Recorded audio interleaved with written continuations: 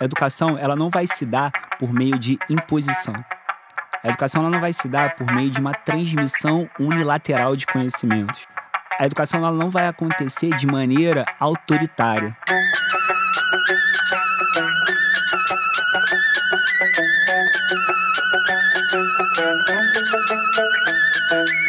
Futuros imaginários. Futuros imaginários. Futuros imaginários.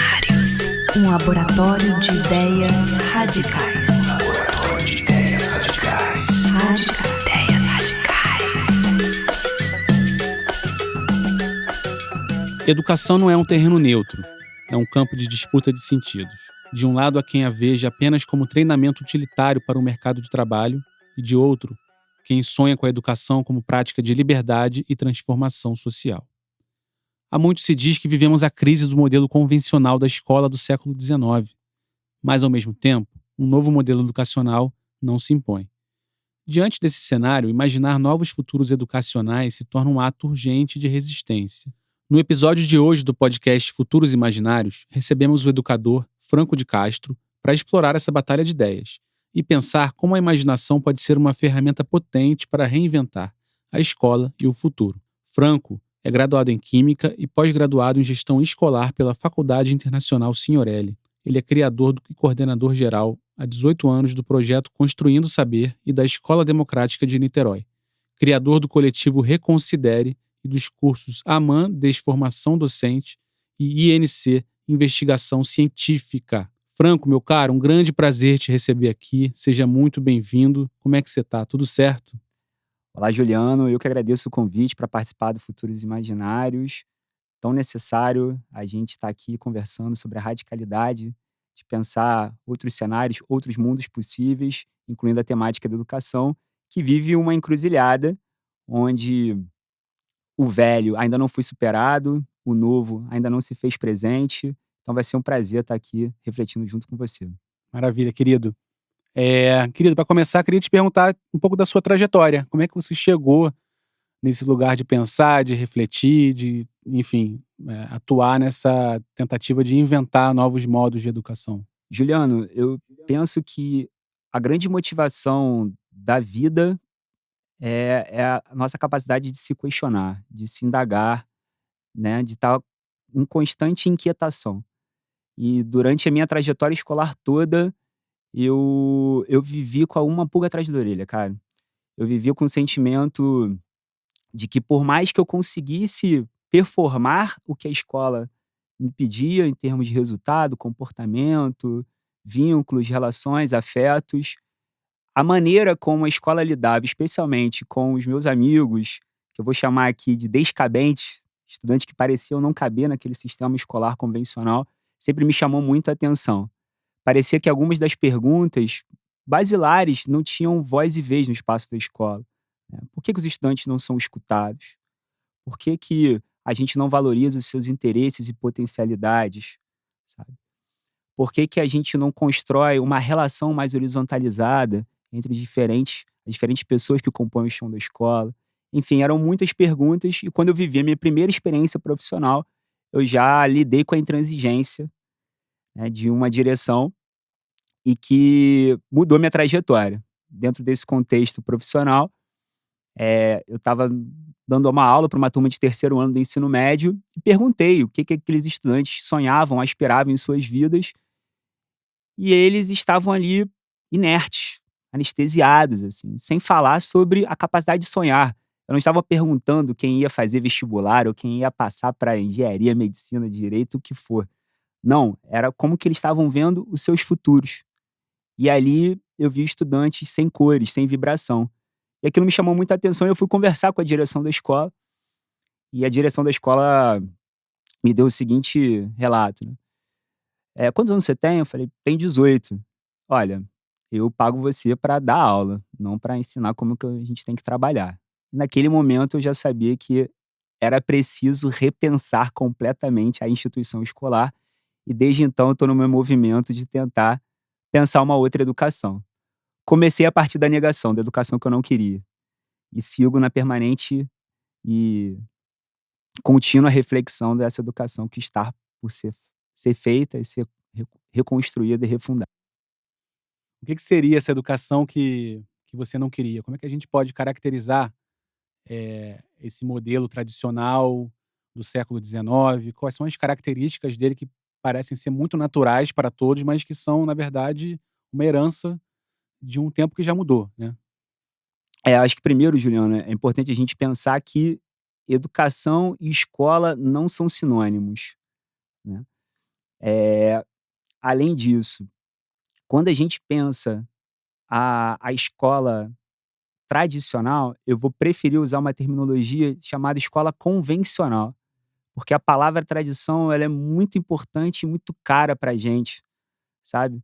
E torná-la pejorativa, ainda mais no debate das cosmovisões, no debate das ancestralidades, da importância dos povos originários, eu acho que é muito importante a gente acreditar que a gente tem muito a aprender com as tradições, né.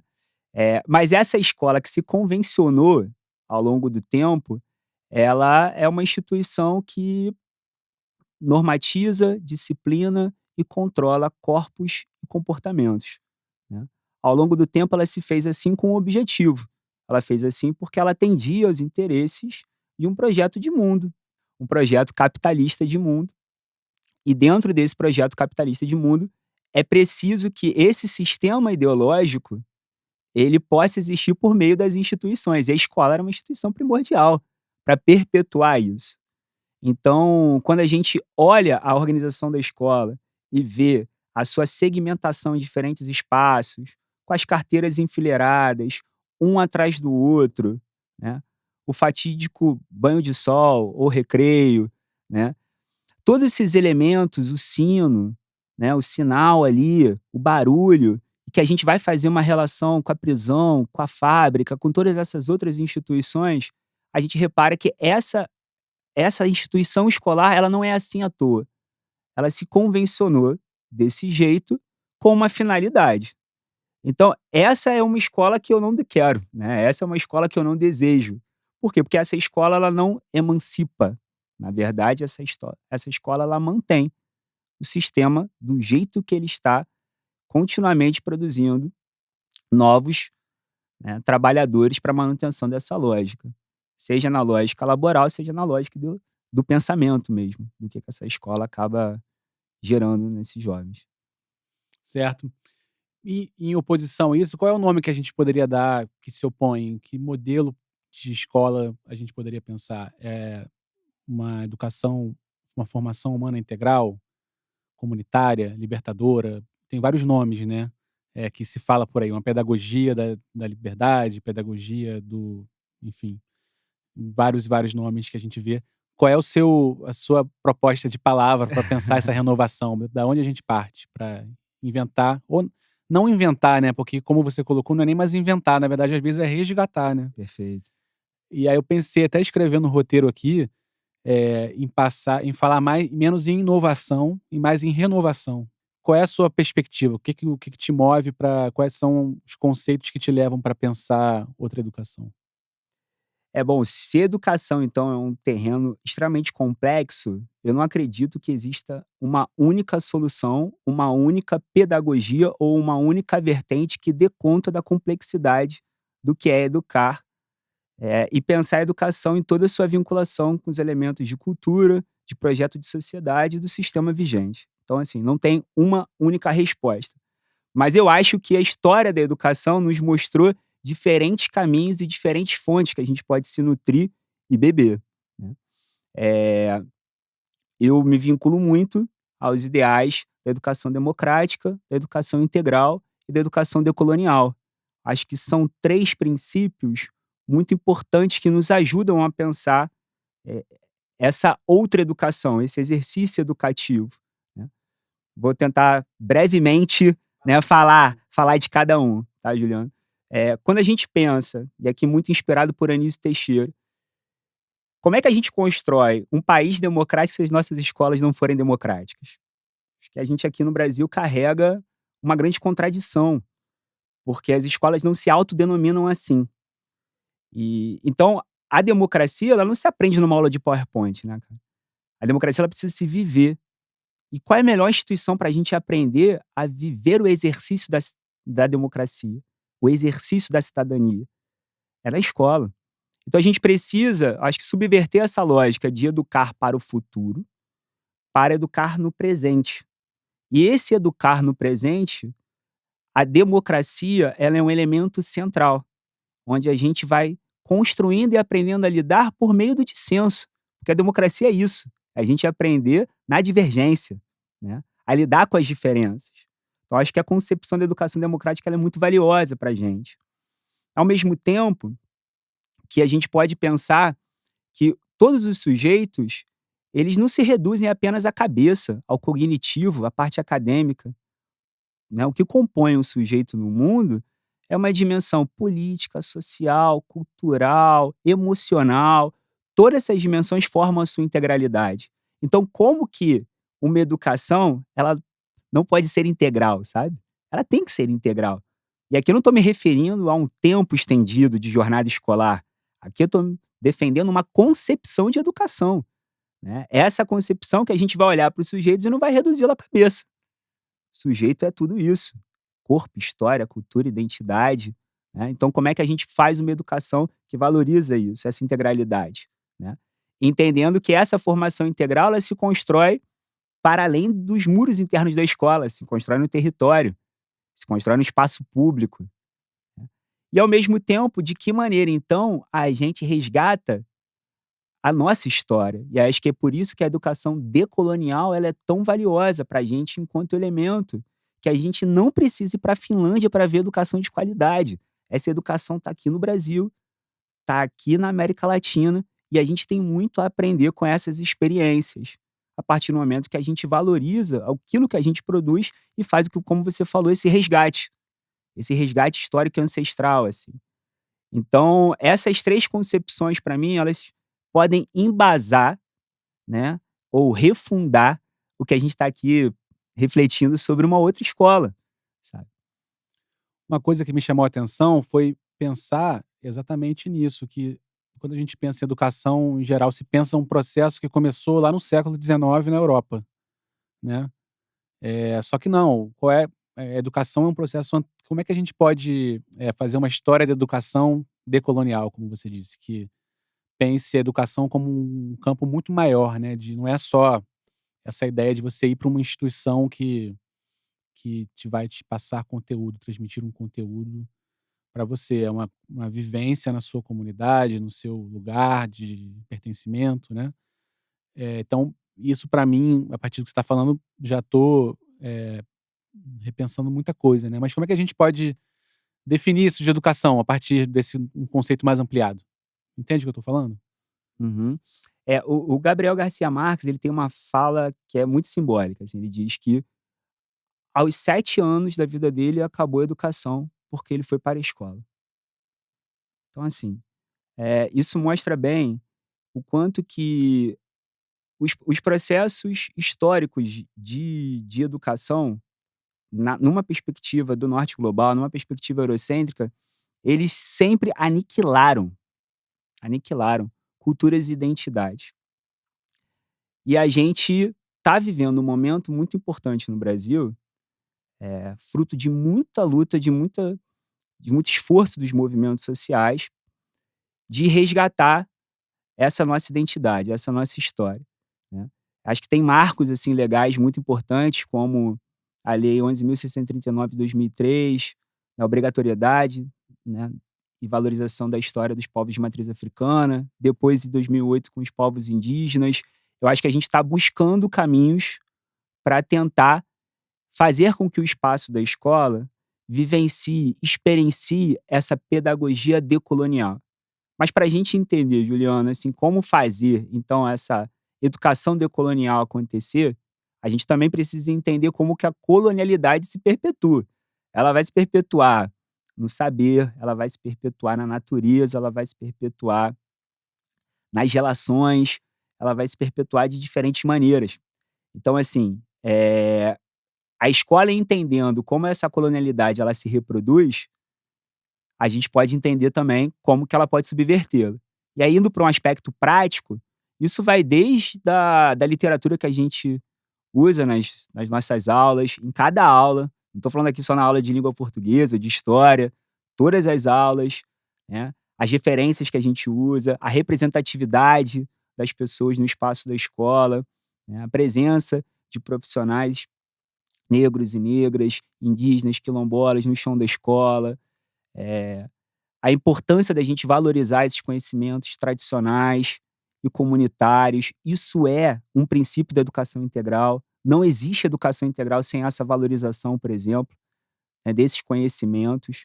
Por quê? Porque se pretende não hierarquizar e dizer que o conhecimento acadêmico é mais importante do que isso. Isso é um aspecto super importante. Então, acho que tem caminhos, assim, para a gente tentar construir essa pedagogia decolonial. Sim. Outro aspecto que também me chamou a atenção, Franco, foi essa ideia de experiência, né? A partir do material que você me mandou para conversar, para a gente ter essa conversa, né? Essa ideia de experimentação, né?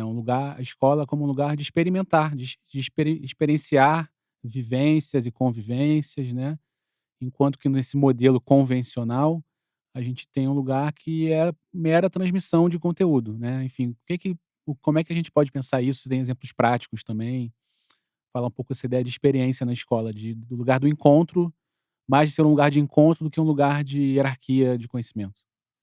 Bom, quando a gente pensa educação, aqui vou puxar o Paulo Freire, educação é relação, né, Juliana, assim. E pensar a educação enquanto relação, dialogando com esse filósofo Jorge Larossa, que a experiência não é aquilo que se passa, não é aquilo que acontece, né, mas aquilo que nos passa, aquilo que nos acontece, aquilo que nos atravessa. E esse filósofo ele vai dizer que a experiência está cada vez mais rara nesse modelo de mundo que a gente tem. E ele vai apontar diferentes fatores. A questão do trabalho, a questão do tempo, uma sociedade da opinião, uma sociedade da informação, tudo isso anula a experiência. Então, assim, como é que a gente faz da escola um espaço de construção de experiências, de vivência dessas experiências? Para mim, é essa aposta nas relações e numa aposta que é a escola disputar o conceito de tempo. Para mim, a gente está num momento em que uma das tarefas mais primordiais da escola é disputar o tempo. Se a sociedade vive um tempo acelerado, frenético, ultra rápido, onde tudo é para ontem, o papel da escola é produzir alteridade, é produzir outro mundo, ou seja, desacelerar, frear, que a gente possa digerir esse tempo e viver as relações de uma outra maneira, sabe? De uma maneira muito mais singular, de realmente se colocar no lugar de escuta às crianças, entender sua curiosidade, ou seu choro, ou seu sorriso, sua alegria, e a gente poder falar sobre isso no espaço da escola, viver os tempos e processos de outra maneira. Eu acho que daí a gente consegue construir uma outra experiência e uma experiência atravessante, que faz o nosso dia a dia não entrar naquela lógica de viver 5 dias na semana esperando 2 para ser feliz, sabe? Mas realmente fazer de cada dia da escola um dia significativo. E aqui sem romantizar, não estou dizendo que tem que produzir prazer, mas tem que produzir afetos. E afeto vem de afetar. Acho que a gente precisa viver uma escola que nos afete, mas nos afete num lugar de transformação, de reflexão, não negativamente, como é o que a gente mais vê. Franco, no Brasil, a gente tem toda essa insistência desse modelo convencional que permanece em crise, mas também tem uma questão que é a disparidade da escola pública e da escola privada, do acesso à educação à classe trabalhadora, uma educação de qualidade, e a quem tem dinheiro para pagar uma boa escola privada, a quem não tem, e onde essa desigualdade social ela se aprofunda, né? A minha pergunta é a seguinte: como aliar essa luta, né, que é uma luta por financiamento, que é uma luta por tirar a precariedade dos professores de escola pública que ganham muito mal, que trabalham em 2, 3 turnos, né, enfim, e aliar essa luta a uma luta pela transformação também da escola enquanto um modelo convencional.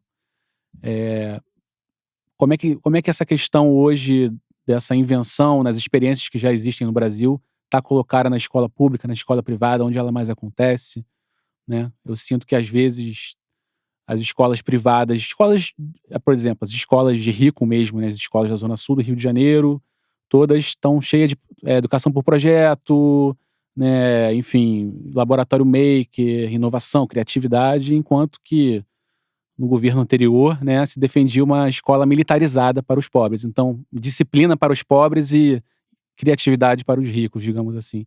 Como que a gente pode mudar essa lógica e tentar também intervir na educação pública, né? Assim, e é uma questão profunda, porque também o professor hoje, para ele ter esse tempo, né? Esse tempo de ser uma escola da experiência, o próprio professor não tem essa dignidade de poder colocar, porque ele está numa escala de trabalho precária, está ganhando mal, né? Como que a gente pode pensar isso aí, uma proposta para a gente avançar nisso na escola pública, né? Porque eu acho que isso que é importante, né? Juliana, acho que a sua pergunta ela é, assim, ela é essencial, muito importante. Vou tentar aqui organizar um pensamento. Primeiro, tentando separar aquilo que é urgente daquilo que é importante. Eu sinto que a gente tem tantas urgências no campo da educação escolar por questões de falta de estrutura, precariedade, valorização profissional do magistério, em termos de remuneração e em termos de como a sociedade enxerga o fazer docente. Tem tantas questões urgentes que a gente se perde nesse cotidiano e tem dificuldade de pensar outros modelos. A gente tem dificuldade de olhar para aquilo que para mim, tão importante quanto, mas eu entendo que esse cotidiano, às vezes, nos limita, nos impossibilita de pensar. O ideal seria que caminhássemos juntos nas duas esferas de luta, entendendo que a transformação da educação enquanto modelo, né, enquanto escola, ela é primordial para a gente construir um outro projeto societário. E isso, obviamente, também está atrelado à melhora das questões de trabalho, das relações de trabalho e tal, né. Mas então acho que tem primeiro esses 2 lados, assim. As urgências são muitas e às vezes a gente não consegue nos debruçar, né, naquilo que é muito substancial, muito significativo também, que é a ruptura dessa concepção de educação escolar. No mais, olha que interessante. Se a escola, historicamente, ela é uma instituição que surge para abastecer a lógica desse sistema, o sistema capitalista, em suas transformações e mutações, já entendeu que essa escola convencional, da maneira como a gente está aqui colocada, ela já não abastece mais. Ela já é uma instituição falida para o próprio capital. Então, essa mesma instituição já está se transformando. Então, se a gente pegar lá o filme Tempos Modernos de Charlie Chaplin, era um tipo de profissional, né, alienado e que fazia um ofício sem refletir sobre ele e que a escola iria trabalhar e formar, agora a gente já começa a ouvir terminologias como autonomia, criatividade, trabalho cooperativo. E não à toa, todos esses elementos de criatividade, de inovação, todos os elementos tecnológicos vão adentrar cada vez mais na escola. E aí a gente vê isso se refletindo no sistema escolar privado, mas cada vez mais o sistema escolar estatal e municipal, né, reproduzindo essa lógica, que é uma lógica neoliberal. Então, cada vez mais a gente vai vendo uma nova roupagem sendo travestida na escola, mas as suas concepções permanecem arcaicas, sabe? Mas existe essa mudança para tentar abastecer essa lógica, essa nova lógica que o sistema capitalista coloca. Então fica realmente a pergunta assim, tá, mas e aí, né? Como é que a gente subverte, né, essa lógica? Eu acho que a gente tem que disputar o modelo, a gente tem que disputar essa concepção. E acho que no Brasil existem muitas experiências de escolas públicas fazendo trabalhos transformadores. Isso é muito importante de se dizer, tá, Juliano? Tem muitas experiências incríveis de educação democrática, de educação integral, de educação que estão transformando seus territórios, a vida das pessoas. Só que a gente precisa conhecer isso. A gente precisa visibilizar isso. a gente precisa colocar holofote nisso. Então, porque esse conhecer nos inspira. E nos inspira, inclusive, a lidar com aqueles desafios que você tinha colocado antes, que a gente vive nesse cotidiano, sabe? Porque, né, ao saber que ao lado existe toda uma efervescência e uma transformação acontecendo, obviamente aquilo nos motiva a sair do lugar. Acho que essa questão apareceu muito no debate da reforma do ensino médio, né? Que era a reforma do ensino médio tinha toda uma cara super moderninha de reformar, trilhas formativas, né?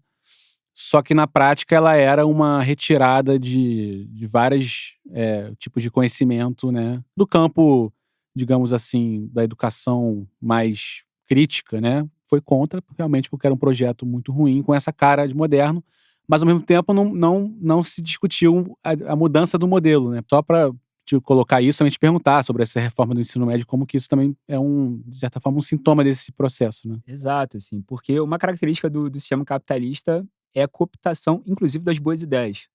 Tudo se transforma em mercadoria. Tudo se transforma em lógica de mercado. Então, se a gente defende, em contraposição a essa escola convencional, a valorização dos interesses dos estudantes, a sua escuta, a partir de um diagnóstico que no Brasil existe uma evasão muito grande escolar, especialmente do Fundamental 2 para o ensino médio, e que dos diferentes fatores que influenciam nessa evasão, um deles é a falta de interesse com a própria escola, ou seja, os estudantes questionam o próprio modelo, é de se esperar que a gente repense o ensino médio. O problema é que toda essa configuração, essa reforma, ela se deu, mais uma vez, para atender aos interesses dessa lógica do capital e feito de uma maneira onde não se há democratização, né, do conhecimento, não se há universalização do acesso, não se há. O que há é restrição, né? Para as camadas mais privilegiadas, você oferta possibilidades, para as camadas mais paupérrimas da sociedade, não existe escolha, né? Porque só tem uma única opção. Então, como é que a gente pode falar em emancipação nesse contexto? Não dá, não dá, né? Então, acho que esse é um desafio, assim, que a gente tem no Brasil, que é como que a gente, às vezes, algo para ser transformado na educação leva tempo. E dentro dessa lógica de disputa societária, o próprio sistema ele é mais ágil, ele é mais rápido. Ele consegue cooptar antes, cara, né? E a gente acaba se perdendo. E daqui a pouco a gente está debatendo operacionalização das coisas, mas conceitualmente elas carregam ideias completamente diferentes. O que eu quero dizer com isso, Juliano? Eu posso falar de valorização da criatividade numa escola que joga a lógica do neoliberalismo, eu posso falar de criatividade e autonomia numa escola que está querendo se emancipar para um outro projeto de mundo. Entende? Então, Formar assim, líderes exatamente, inovadores do exatamente, mercado, né? exatamente. Então, olha que desafio, né? Se as terminologias são as mesmas, a gente vive também um contexto de disputar as palavras, disputar o significado político, social, cultural que elas carregam. Então, assim, nosso desafio no campo da educação ele realmente é muito amplo. Querido, vamos lá, vamos pensar aqui agora, fazer uma arqueologia desses sonhos pedagógicos. Que ideias do passado, enfim, das tradições, né?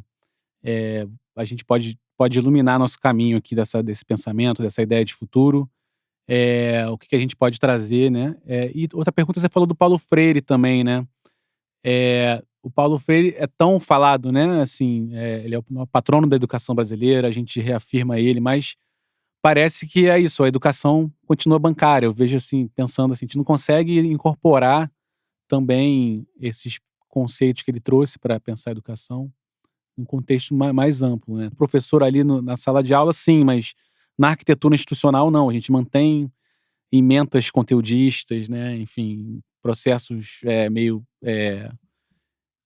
formatadores do conteúdo, né? Enfim, o que a gente pode trazer e um pouco sobre o Paulo Freire também. O que você tem a dizer sobre isso? Indo para o final agora do Paulo Freire, dentre as inúmeras citações do Paulo Freire que me provoca, tem uma que eu gosto muito que é ninguém educa ninguém. Os seres humanos se educam entre si, mediatizados pelo mundo. Por que essa frase ela me toca tanto, assim? Porque justamente ela põe que a educação ela é a relação. ela é a relação entre os sujeitos e que ela só vai se dar a partir desse desejo mútuo de que essa relação se estabeleça e essa relação aconteça. Ou seja, a educação, ela não vai se dar por meio de imposição. A educação ela não vai se dar por meio de uma transmissão unilateral de conhecimentos. A educação ela não vai acontecer de maneira autoritária. Então essa frase ela ecoa para a gente e ela anuncia para a gente as possibilidades da gente reconstruir o cotidiano escolar, da gente pensar a educação a partir desse lugar de horizontalidade, a partir desse lugar de escuta, a partir desse lugar de desconstrução das relações de poder.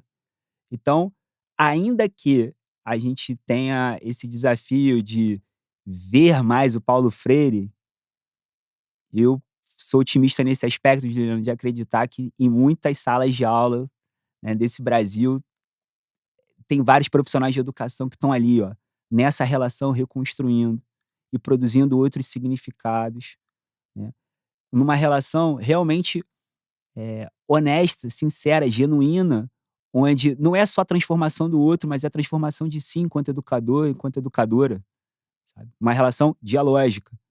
Então, eu acredito muito que, com todos os desafios que a gente tem, enfrentamentos, acho que a gente ainda tem essa, dentro das fissuras, em cada escola brasileira, né, Paulo Freire está ali. E os povos originários? O que a gente pode resgatar deles? O que é a roda, né, Juliano? O que é a roda dos povos originários, sabe? Por que tantas metodologias de educação começam pela roda? Como é importante a gente estar em roda, da gente se ver, da gente se escutar, da gente realmente não atravessar a fala do outro, da gente aprender a respeitar e construir nas diferenças, sabe? E existe muito dessa educação, não necessariamente escolarização, como a gente estava falando aqui, que a gente pode aprender lá de trás, cara, lá de trás. A valorização desses saberes, desses outros conhecimentos, dessa ancestralidade, da relação com a natureza, especialmente, né. E aqui eu não estou nem, né, me referindo da gente só desconstruir a relação exploratória, mas da gente se entender como parte, cara, como ser integrante dessa natureza, né. Então, acho que a gente tem muito, muito, muito a aprender com essa com o que o Krenak fala muito, né, que o futuro ele é ancestral, sabe, da gente realmente retomar essas nossas origens e entender como essas diferentes maneiras de pensar a educação desses povos nos ajuda a pensar essa nova concepção que a gente está aqui conversando e refletindo, sabe. Então essas coisas não são dissonantes, a gente não precisa inventar a roda, mas às vezes a gente precisa olhar com muito cuidado para trás e entender que se a gente apaga a história, a gente apaga a identidade. Mas que se a gente resgatar a história, a gente pode construir uma nova identidade em termos de educação. Fala dessas experiências no Brasil que você conhece, que te encantam. Vamos dar nome, né? Nomear onde estão, né? O pessoal só fala muito aqui de sempre a Escola da Ponte, que é uma coisa em Portugal, e o Sim, próprio Zé Pacheco fala que, cara, do Brasil já está se fazendo. Então conta das experiências que te chamam a atenção, que você gostaria que o pessoal também conhecesse, procurasse na internet. sim. Acho que é importante lembrar, assim, na gestão do Renato Giannini, quando ele foi ministro da Educação, se fundou no MEC um núcleo de inovação e criatividade que fez um mapeamento de várias instituições a nível nacional que pensavam sua prática pedagógica diferente desses moldes convencionais.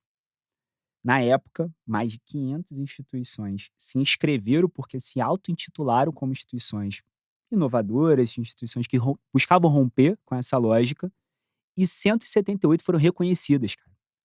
Então, assim, existe, se a gente pegar um Google Maps da educação alternativa, dessa educação transformadora no Brasil, muitas experiências em diferentes regiões do Brasil, tá? A gente ainda também tem que quebrar um pouco dessa lógica sudestina que a gente tem. Tem experiências incríveis de educação, né, em Manaus, certo? Se você pegar a escola Valdir Garcia lá em Manaus, faz um trabalho incrível, incrível, no campo da educação integral, né.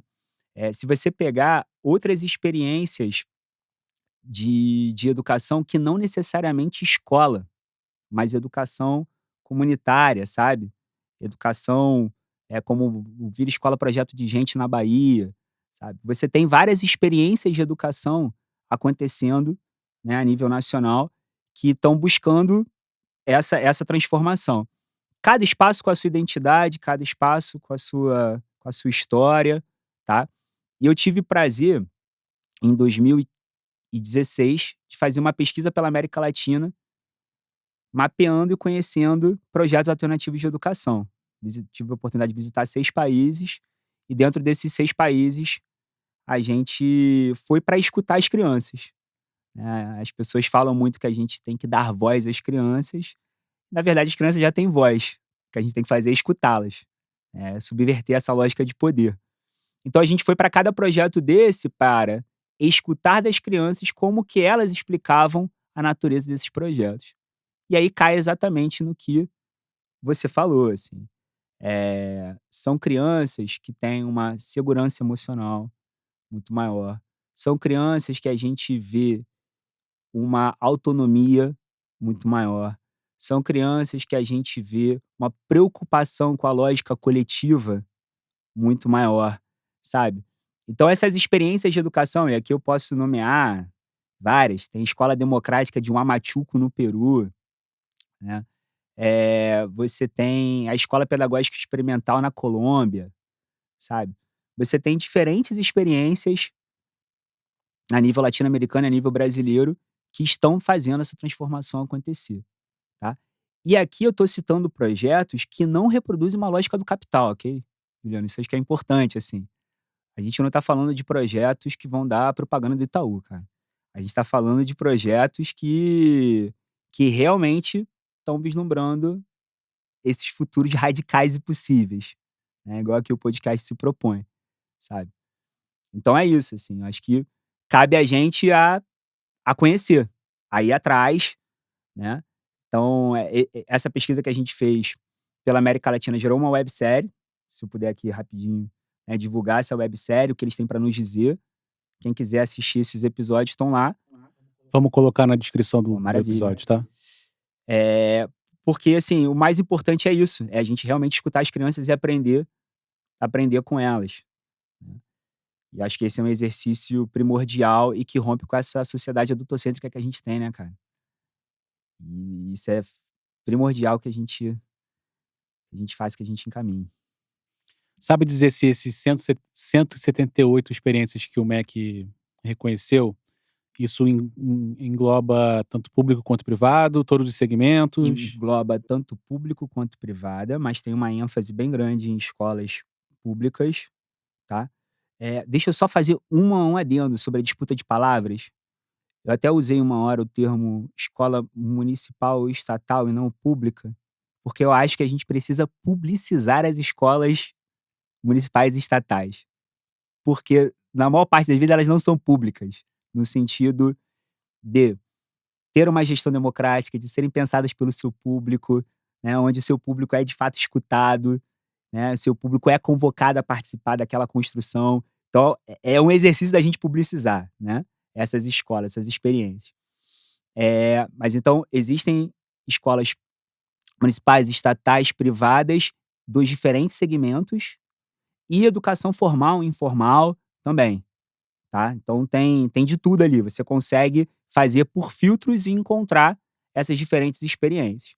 Quem quiser a nível mundial, existe o mapa da RIVO, tá, da Rede de Educação também Alternativa, onde existe um mapa que é o grande Google Maps da educação alternativa no mundo, fruto de um trabalho de um educador e pesquisador argentino, Herman Duin, que gerou também um grande Google Maps da educação alternativa, que é bem interessante também.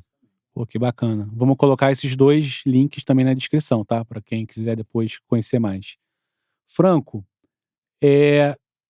eu te perguntei dos segmentos também, porque me parece que a educação infantil e o primeiro fundamental ali é um lugar muito mais fértil para essas renovações. Pelo que eu percebo, nas experiências que eu já conheço, quando eu vou ver, em geral, elas são mais para esse segmento. por que quando chega ali no Fundamental 2, as crianças vão crescendo, ensino médio, parece que fica muito mais difícil sair dessa lógica conteudista. E eu acho que isso também tem um motivo que, pela minha, enfim, pensando sobre isso, que é o vestibular, né? O vestibular meio que impõe também uma lógica de concorrência, de disputa, né? E o vestibular a gente sabe que não é algo que dá acesso à universidade. O vestibular ele exclui as pessoas da universidade, é o contrário, né? O que você acha disso? Existem experiências no ensino médio também que podem ser invocadas para a gente pensar sobre isso? Acho que essa provocação é bem válida também, especialmente para quem está nos ouvindo aqui também, que tem eh, filhos e filhas, porque se considera a ludicidade, a brincadeira, parece que é até uma determinada etapa da vida, né? Então, assim, na primeira infância, ali no início do fundamental, se considera que a ludicidade é um elemento super importante, mas depois que a gente precisa é sentar numa carteira e ficar horas e horas ali focado nesse trabalho cognitivo, mental e restrito para um determinado futuro. E aqui volta a educação futurista a mandar no jogo. Eh, eu acho, Juliano, que a gente precisa entender que para a sociedade, uma escola dita forte é uma escola conteudista. É uma escola que prepara esses estudantes para ser alguém, como se no presente eles fossem ninguém. Acho que a gente precisa desconstruir esse pensamento, e aí eu vou voltar à educação integral. O que é uma escola forte? Uma escola forte é uma escola que trabalha uma única dimensão do sujeito, que trabalha só o cognitivo? Ou uma escola forte não é aquela que trabalha todas as dimensões do sujeito? Sua dimensão emocional, política, social, cultural, sabe? Então, como é que a gente pode fortalecer a experiência escolar conforme a escolarização vai se dando para pensar essa integralidade e não simplesmente achar que o avanço do desenvolvimento de uma criança, de um jovem, é focar somente no cognitivo. Eu acho que aí a sua percepção que isso tem uma relação com o vestibular, acho que é perfeita. De fato, o vestibular ele passa a ditar uma lógica de como o ensino médio opera, né.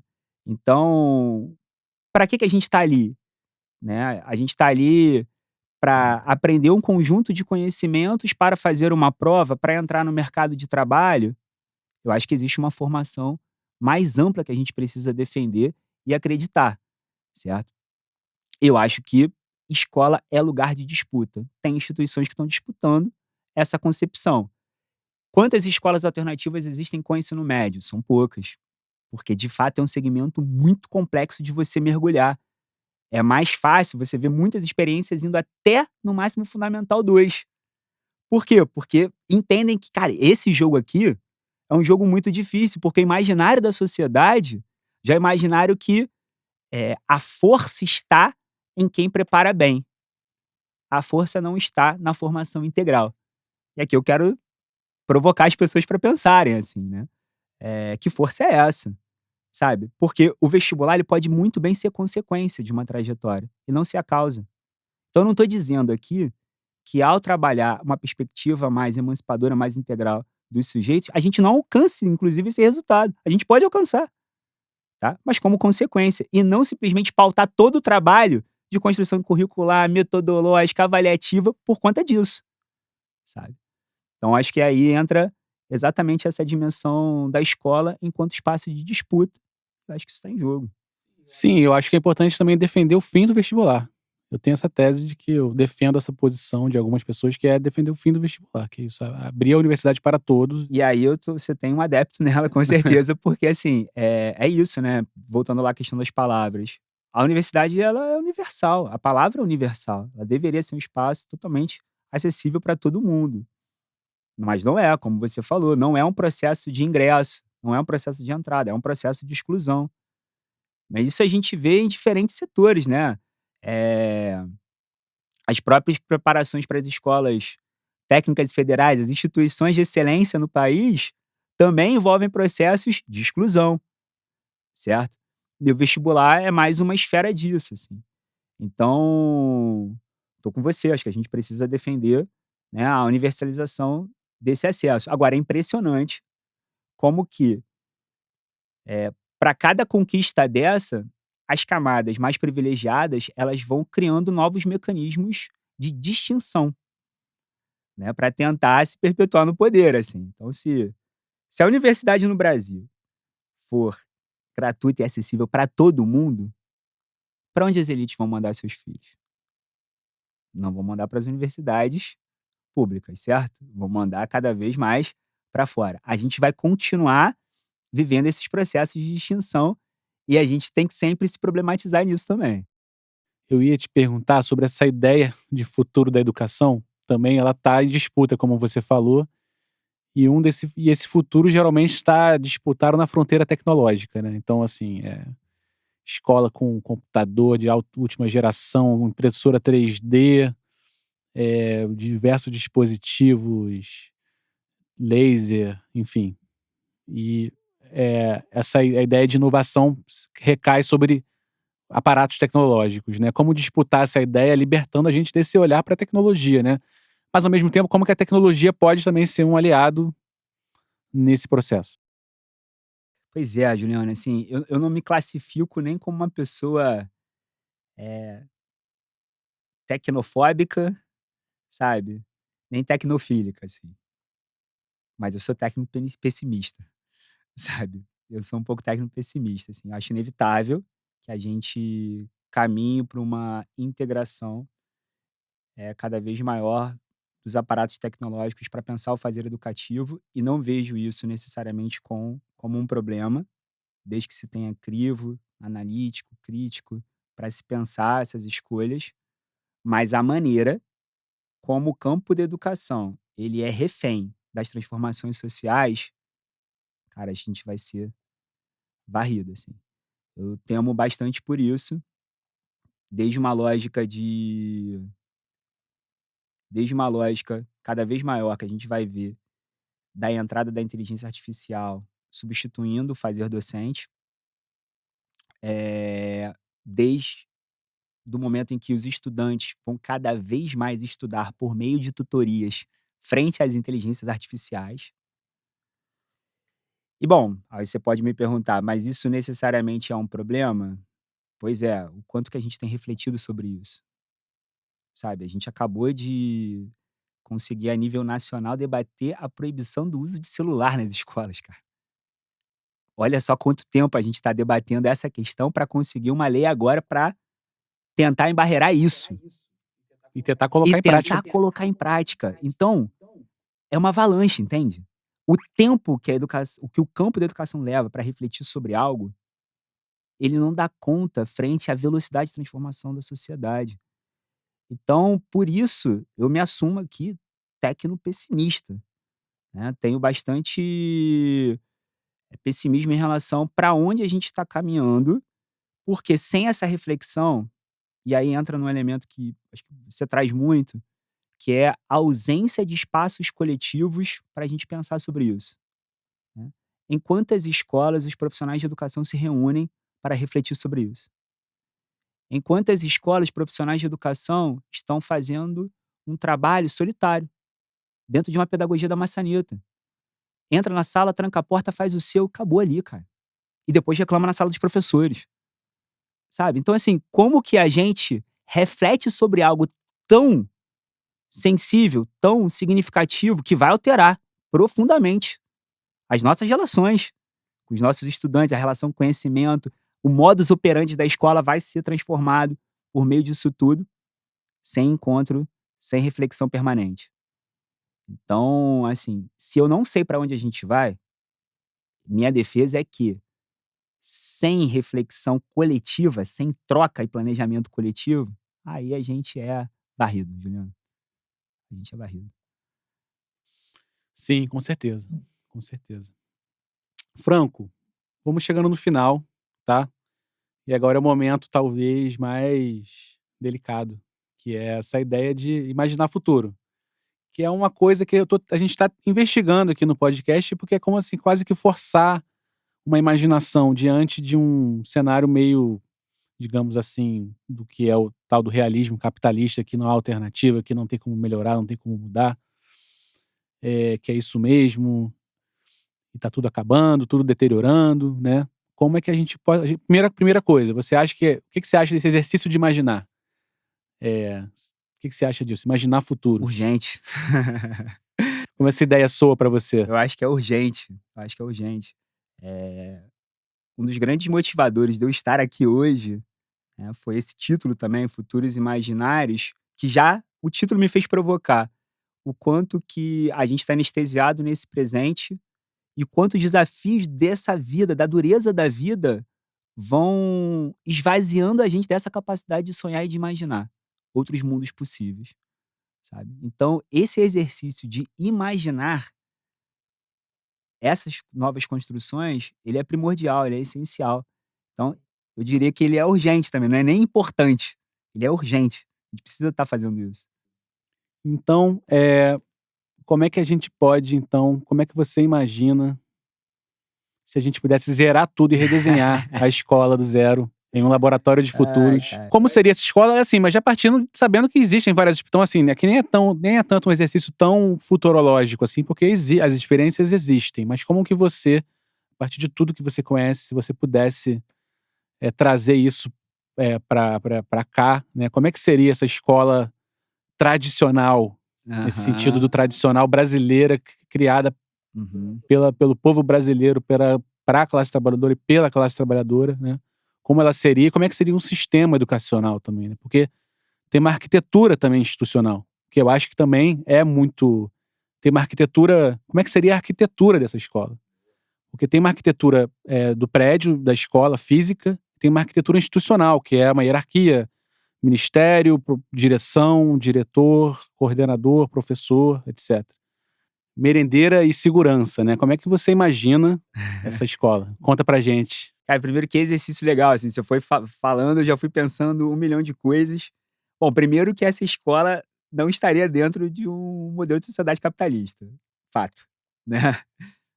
Acho que a gente precisa defender esse fim do capitalismo e pensar outras maneiras da gente se organizar, socialmente, economicamente, ideologicamente e tudo mais. E aí, quando eu penso nessa escola, e aí de fato você toca num aspecto muito importante que é a questão da arquitetura, eh, a escola não é um prédio, a escola não são tijolos, a escola são pessoas.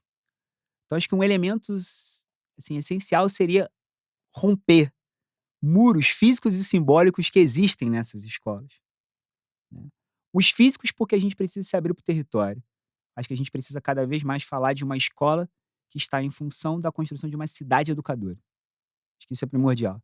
A cidade precisa educar, entendeu? A gente precisa entender que a praça pública educa, que as feiras artesanais educam, sabe?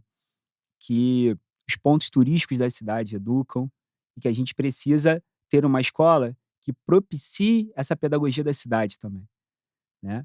Esse viver a cidade, viver o território. Por quê? Porque isso ressignifica o nosso sentimento de pertencimento a esse local.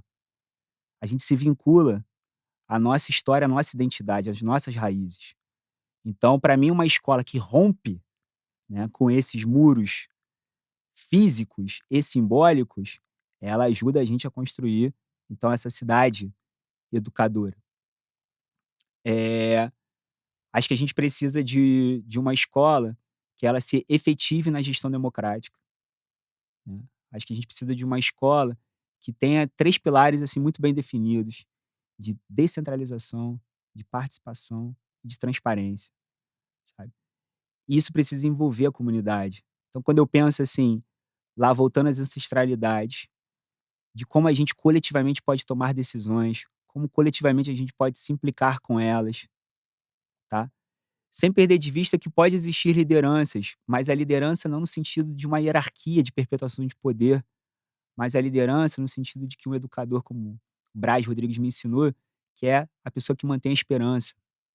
Da gente ter lideranças em cada escola que estão mantendo essa esperança viva, sabe? Da gente realmente pensar uma escola que intervém na realidade, que ela entende as problemáticas do seu local, né, na busca constante por a gente transformar essa realidade local, tá? Então, se a gente olha para a escola convencional, e ela é uma escola territorializada, só que ela é territorializada nos seus muros internos, fechada em sua própria lógica interna. O que eu estou defendendo aqui é que a gente rompa isso, que a gente se abra para pensar a construção desses territórios educativos, para pensar a construção dessa cidade educadora, né. Então, quando eu penso nesse exercício, eu penso que sim, a gente continua tendo profissionais de educação, a gente continua tendo professores e professoras, sabe, a gente continua tendo, essas relações se dando, mas de uma maneira muito mais horizontalizada, muito mais respeitosa, muito mais permeada pela escuta, sabe, sem que a direção se coloque num lugar de sabedoria ou de relevância muito maior do que o inspetor que você está falando. Porque por vezes, e aí eu falo por experiência própria, esses inspetores e inspetoras são educadores mais efetivos do que muitos professores e diretores de escola, né, na relação que se constrói com os estudantes. Então, repensaria todas essas funções no lugar da quebra dessas hierarquias, sabe? Na quebra dessas hierarquias. Pensaria não numa hierarquização do conhecimento, que os saberes historicamente produzidos são mais importantes do que esses saberes comunitários, populares e locais. Acho que a gente precisa reconhecer a importância disso tudo e que essa escola valorize isso. Valorize sentar em roda e escutar, né. Por exemplo, minha avó, Dona Maria, que era uma analfabeta, mas com profundos conhecimentos de medicina. Ela tem muito a nos ensinar, não passou pela escola, sabe. Então, assim, como que a escola pode ser instituição que valorize e dá dignidade àqueles, inclusive, que não participaram dela. Então, quando eu penso fazer esse exercício de imaginação, sabe, eu vou para esses lugares, assim, sabe, de tô tentando pensar algo que é realmente viável. Deixa eu te provocar aqui. E a sala de aula? Como é que ela vai ser? Boa, boa. Você sabe qual é a maior sala de aula que existe para mim? Hã. A cidade. Então, assim, se não vejo problema se existir uma sala de aula enquanto 1, 2 espaços de encontro.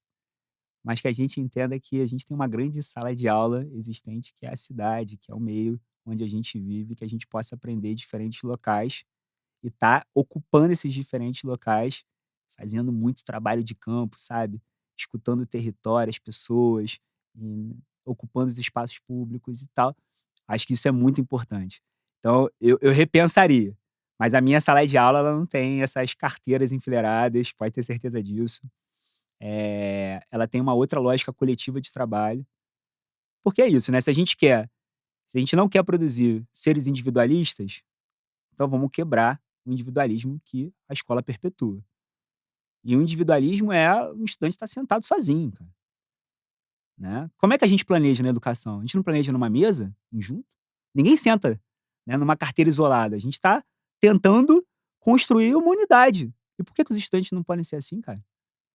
Então, assim, eu pensaria numa outra configuração, né, dessa sala de aula, o professor num lugar, né, não desse transmissor unilateral de conhecimentos, mas realmente desse mediador, desse orientador, desse tutor também. E sim, com a bagagem que ele carrega, também construindo esses conhecimentos com os estudantes, daquilo que ele acumula, daquilo que ele sabe, né. Mas eu pensaria nisso. Mas vamos lá, mete mais. E currículo? Boa. Bom, currículo não é conjunto de conteúdo de livro didático, né. Currículo tem uma relação com o projeto de sociedade que a gente acredita, que a gente defende. Tem relação intrínseca com a cultura. Então, assim, currículo, eu acho que a gente tem que buscar não essa fragmentação de conhecimento.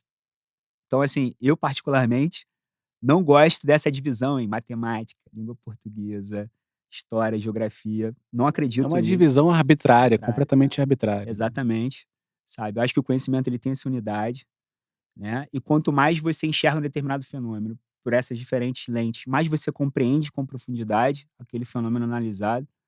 Então, O currículo, para mim, ele teria uma integração em uma unidade muito maior, né. Não necessariamente com base nessas competências, né, ser competente para atender a lógica neoliberal, não se trata disso, né, mas se trata da gente pensar assim, primeiro, qual o projeto de mundo, Juliano, que a gente está defendendo aqui? Qual o projeto de sociedade que a gente está defendendo, sabe? Como que a escola colabora, então, na construção de valores e conhecimentos para que a gente alcance esse projeto societário, né? Eu acho que o currículo tem, para mim, a ver com isso. Que elementos culturais a gente precisa permanecer enquanto identidade do povo brasileiro? Como que a escola constrói isso a nível curricular, sabe? Eu iria por esses caminhos. E eu acho que o caminho da prática também, né, cara? Porque é tudo muita Aí a abstração, né? gente entra na questão da metodologia, né? Se o currículo é o quê, a metodologia é o como. Como é que a gente faz isso na prática? E aí eu penso assim, igual uma criança, quando uma criança está na praia, ela constrói um castelo de areia. O que ela faz, cara, depois de construir o castelo de areia? Ela destrói o castelo de areia para fazer tudo de novo, meu irmão. Por quê? Porque o que interessa é o processo, cara. Então, assim, a gente subverteu nessa escola convencional que resultado é mais valioso que o processo. A gente precisa resgatar que o processo é mais valioso que o resultado, sabe. E esse processo tem a ver com a ideia aquela ideia que a gente estava conversando sobre a experiência, de fazer da escola um lugar de experiência, de um lugar atravessante, de um lugar que tenha sentido. A gente tem que disputar os sentidos. E aí não pode ter uma separação entre teoria e prática, da maneira como está posta, assim.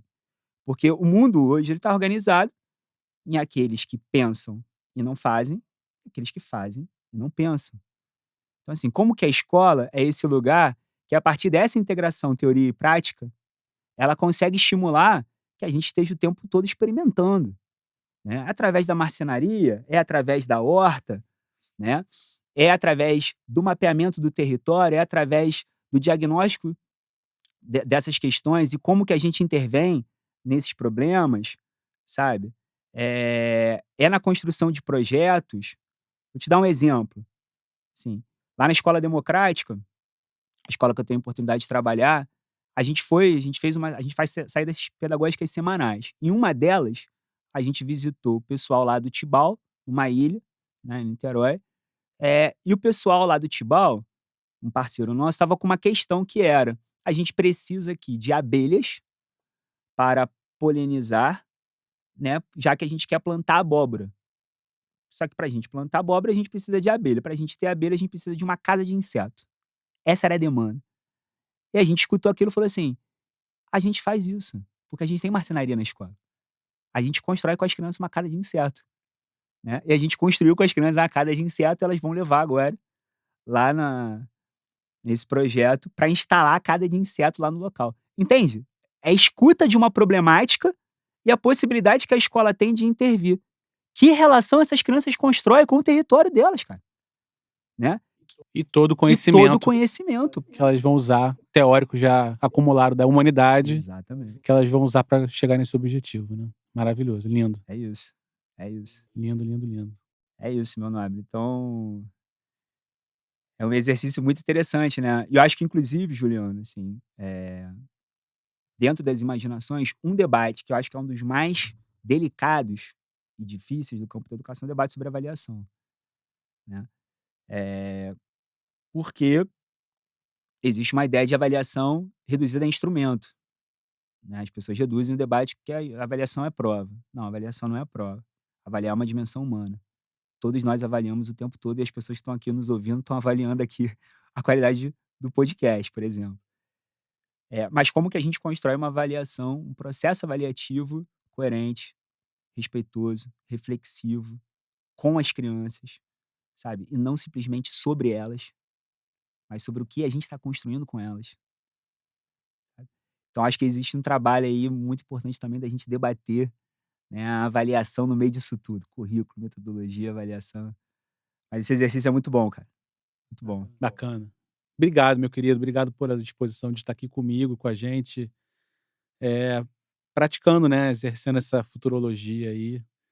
E queria te perguntar para a gente finalizar, se você fala um pouquinho rapidamente da Escola, Democrática de Niterói, que você trabalha, para se o pessoal quiser conhecer. Bom, rapidamente, agradeço a oportunidade aqui no espaço. A Escola Democrática de Niterói é uma escola comunitária sem fins lucrativos que acontece em Piratininga, na região oceânica de Niterói, aqui no estado do Rio de Janeiro.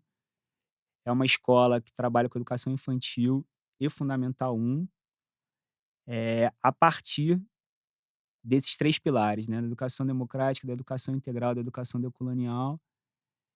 Isso atrelado a uma pedagogia de projetos, a uma construção multisseriada. A escola não tem séries divididas, estudantes de diferentes idades estão juntos, sem que se deixe de considerar as especificidades de cada idade, né.